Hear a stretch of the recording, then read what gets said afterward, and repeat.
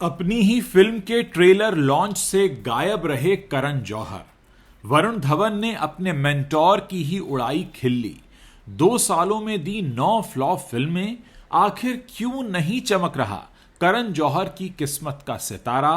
क्या back to back flop से परेशान है करण जौहर? नमस्कार दोस्तों। बॉलीवुड के सबसे चर्चित फिल्मकारों में से एक करण जौहर एक बार फिर सुर्खियों में है। लेकिन इस बार वजह उनकी फिल्मों की सफलता नहीं, बल्कि उनकी अनुपस्थिति और लगातार फ्लॉप फिल्मों का सिलसिला है। हाल ही में उनकी प्रोडक्शन कंपनी धर्मा प्रोडक्शंस की बहुप्रतीक्षित रोमांटिक कॉमेडी फिल्म सनी संस्कारी की तुलसी कुमारी का ट्रेलर रिलीज हुआ। इस फिल्म में वरुण धवन, जानवी कपूर, सानिया मल्होत्रा और रोहित सराफ जैसे सितारे मुख्य भूमिकाओं में हैं। लेकिन ट्रेलर लॉन्च के मौके पर करण जौहर की गैर मौजूदगी रही और इस तरफ सबका ध्यान चला गया। इस बारे में जब मीडिया ने वरुण धवन से सवाल किया तो उन्होंने अपने मेंटोर की मजेदार तरीके से खिल्ली उड़ा दी। वरुण ने हंसते हुए कहा, कहां है करण जौहर सर? देखिए, उन्हें आप बर्थडे पर देखते हो, मुंडन पर देखते हो, शादी पर देखते हो और किसी की सुहागरात पर देखते हो। वरुण का यह बयान मजाकिया जरूर था, लेकिन इसके पीछे छिपी सच्चाई ने बॉलीवुड के गलियारों में एक नई चर्चा को जन्म दे दिया है। वरुण ने संकेत दिया कि करण जौहर विवादों और ट्रोलिंग से बचने के लिए अब सार्वजनिक इवेंट से दूरी बढ़ा रहे हैं। करण जौहर पर लंबे समय से नेपोटिज्म को बढ़ावा देने का आरोप लगता रहा है और हर पब्लिक इवेंट में उनसे इस बारे में सवाल जवाब होता ही है। शायद यही वजह है कि करण जौहर ने इस बार ट्रेलर लॉन्च जैसे बड़े मौके से अपनी दूरी बना ली।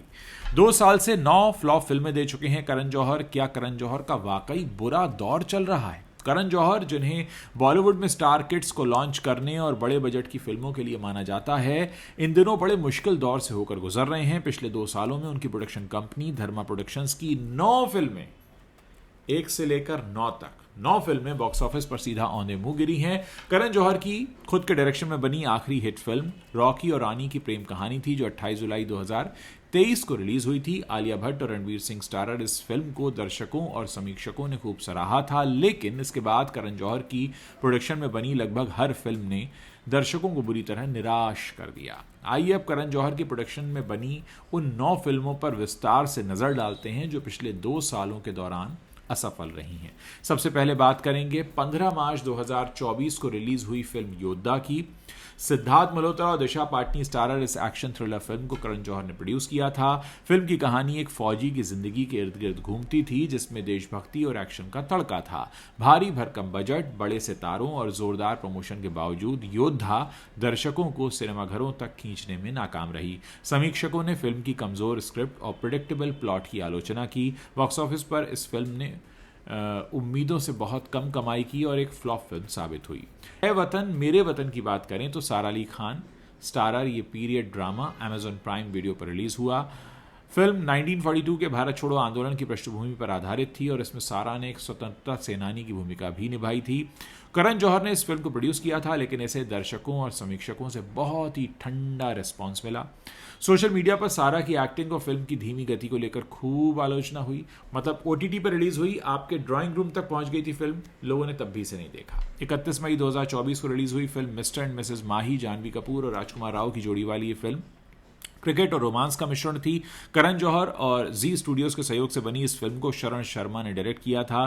फिल्म की कहानी एक जोड़े के इर्द गिर्द थी जो क्रिकेट के प्रति अपने जुनून को साझा करते हैं। हालांकि फिल्म का कॉन्सेप्ट फ्रेश था, लेकिन कमजोर स्क्रिप्ट और औसत डायरेक्शन ने इसे दर्शकों से फिर से दूर रखा।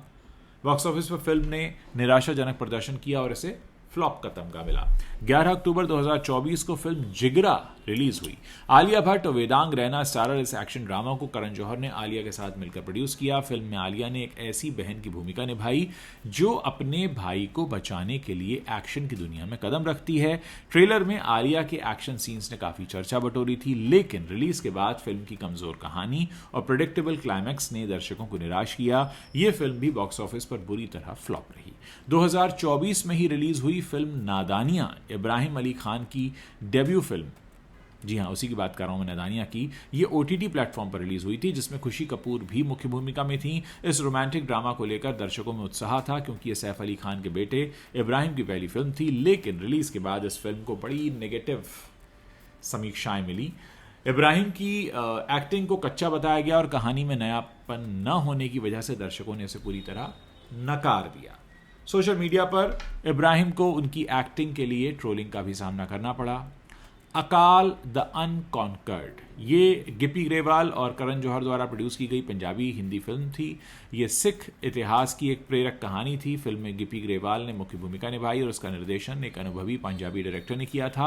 हालांकि फिल्म की मार्केटिंग और रिलीज स्ट्रैटेजी काफ़ी कमज़ोर रही, जिसके चलते ये बॉक्स ऑफिस पर कोई खास कमाल नहीं दिखा पाई। पंजाबी दर्शकों के बीच फिल्म को कुछ हद तक थोड़ा बहुत सराहना मिली, लेकिन हिंदी बेल्ट में पूरी तरह नाकाम रही। आप जैसा कोई, आर माधवन और फातिमा सना शेख स्टारर ये फिल्म नेटफ्लिक्स पर रिलीज हुई थी। ये एक रोमांटिक ड्रामा थी जो एक उम्रदराज जोड़े की प्रेम कहानी पर आधारित थी। फिल्म का कॉन्सेप्ट अनोखा था, लेकिन कमज़ोर स्क्रिप्ट और धीमी गति ने इसे दर्शकों से दूर रखा। समीक्षकों ने माधवन और फातिमा की केमिस्ट्री की तारीफ की, लेकिन कहानी में गहराई की कमी ने फिल्म को फ्लॉप की श्रेणी में डाल दिया। इब्राहिम अली खान की दूसरी फिल्म सरजमी जियो हॉटस्टार पर रिलीज हुई। इस ड्रामा फिल्म में इब्राहिम के साथ काजोल भी एक महत्वपूर्ण भूमिका में थी। फिल्म की कहानी एक सामाजिक मुद्दे पर आधारित थी, लेकिन इसका भी मामला फ्लॉप जैसा रहा। दर्शकों और समीक्षकों ने फिल्म की स्क्रिप्ट और डायरेक्शन की आलोचना की। इब्राहिम की एक्टिंग को लेकर एक बार फिर सोशल मीडिया पर उनकी खूब ट्रोलिंग हुई और ये फिल्म नाकाम रही। धड़क 2, सिद्धांत चतुर्वेदी और तृप्ति डिमरी स्टारर धड़क 2 को धर्मा प्रोडक्शंस ने प्रोड्यूस किया था। यह फिल्म 2018 की हिट फिल्म धड़क का सीक्वल थी, जिसमें जानवी कपूर और ईशान खट्टर ने अभिनय किया था। लेकिन इस बार धड़क 2 में अपनी पहली फिल्म की सफलता जो थी वो दोहरा नहीं पाई ये फ्रेंचाइजी। इसकी कहानी कमज़ोर रही, औसत डायरेक्शन रहा और दर्शकों से कनेक्शन की कमी की वजह से इसे बॉक्स ऑफिस पर फ्लॉप बना दिया। हालांकि ये फिल्म मैंने देखी थी, मुझे तो अच्छी लगी थी, पता नहीं ये फिल्म क्यों नहीं चली। खैर, इसके अलावा Kesari chapter 2, the untold story of Jallianwala Bagh और बैड न्यूज़ जैसी फिल्में भी केवल औसत प्रदर्शन कर पाई। इन फिल्मों ने न तो दर्शकों को सिनेमाघरों तक खींचा और न ही समीक्षकों से कोई खास वाहवाही बटोरी। करण जौहर पर नेपोटिज्म को बढ़ावा देने का आरोप तो लंबे समय से लगता ही रहा है। उनकी प्रोडक्शन कंपनी ने कई सारे स्टार किड्स जैसे अनन्या पांडे, जानवी कपूर, इब्राहिम अली खान, टाइगर श्रॉफ, खुशी कपूर इनको लॉन्च किया है, लेकिन इनमें से ज़्यादातर नए चेहरों को दर्शकों ने एक्सेप्ट नहीं किया है। सोशल मीडिया पर करण जौहर को लगातार ट्रोलिंग का सामना करना पड़ता है। कई लोग उनकी फिल्मों को स्टार किड्स के लिए लॉन्चिंग पैड बनाते हैं, जिनमें कहानी और कंटेंट की कमी नहीं मतलब बहुत कमी होती है। इसके अलावा करण जौहर की फिल्मों की असफलता का एक बड़ा कारण दर्शकों की बदलती पसंद भी बनता जा रहा है। आज के दर्शक कंटेंट ड्रिवन सिनेमा की मांग करते हैं और करण जौहर की ज़्यादातर फिल्में इस कसौटी पर खरी नहीं उतरती, क्योंकि उनके फिल्मों में वैसी कहानी नहीं होती। प्रेजेंटेशन शानदार होता है, लेकिन वो मज़ा नहीं दे पाती दर्शकों को। बड़ा बजट होता है, चमक दमक होता है, स्टार पावर होता है, लेकिन इमोशनल कनेक्ट दर्शकों के साथ नहीं बनता है। करण जौहर की गैर मौजूदगी और उनकी फिल्मों की असफलता ने अब कई सवाल खड़े कर दिए हैं। क्या करण जौहर अब पब्लिक इवेंट से दूरी बढ़ाकर अपनी ट्रोलिंग से बचना चाहते हैं, या फिर वो अपनी प्रोडक्शन कंपनी की रणनीति में कुछ बदलाव करने की योजना कर रहे हैं?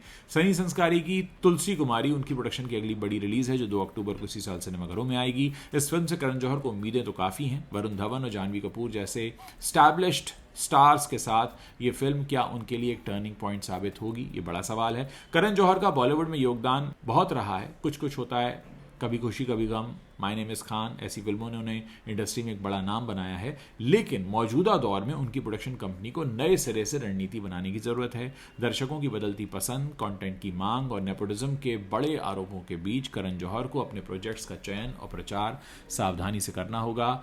क्या सनी संस्कारी की तुलसी कुमारी करण जौहर के लिए एक नई शुरुआत होगी, या ये उनकी फ्लॉप फिल्मों की लिस्ट में एक और नाम जोड़ेगी? ये तो वक्त बताएगा, लेकिन इतना तय है कि बॉलीवुड के इस बड़े फिल्मकार को अपने सितारे को फिर से चमकाने के लिए कुछ बड़ा और अलग करना होगा। क्या सोचते हैं आप? आपकी अपनी राय क्या है? जल्दी से इस वीडियो के नीचे कमेंट जरूर कीजिए। हम जानना चाहते हैं कि इस पूरे मसले पर आप अपना पक्ष कैसे रखते हैं।